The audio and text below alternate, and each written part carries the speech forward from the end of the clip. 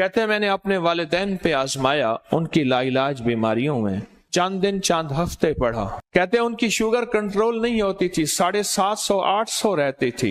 उनका घुटना टूट गया, डॉक्टरों ने ऑपरेशन बताया, कमजोर इतने थे ऑपरेशन हो ही नहीं सकता था। और इसी वजीफे से उसी टूटे घुटने के साथ जुड़ भी गया और चल भी रहे हैं। जहाँ इंसान की तदबीरें नाकाम हो जाती हैं, जहाँ इंसान की तदबीरें नाकाम हो जाती हैं, वहां सिर्फ दो चीजें काम आती हैं, एक इश्क, एक वजीफा। इश्क का वजीफे से क्या ताल्लुक है? इश्क कहते हैं यकीन को, इश्क कहते हैं कामिल ईमान को, इश्क कहते हैं कामिल एतकाद को, इश्क कहते हैं कामिल ऐसा एतकाद कि सारी दुनिया नफी कर रही है, सारी दुनिया नफी कर रही है। इश्क कहते हैं नहीं, जो है हक है, जो है सच है, जो जिंदगी है बिल्कुल ठीक है, इसका नाम इश्क है।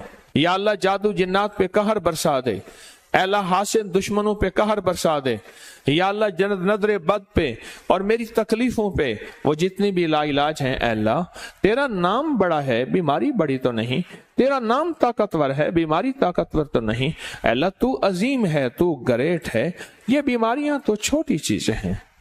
कहते हैं उसी टूटी टांग के साथ वाले साहब बिल्कुल चल रहे हैं, कोई ऑपरेशन नहीं हुआ, शुगर कंट्रोल है, बीमारियां कंट्रोल हैं, बुढ़ापे का जोबन है, बुढ़ापा अपने तौर पे है, लेकिन अल्लाह के नाम की ताकत ने पर लगा दी है।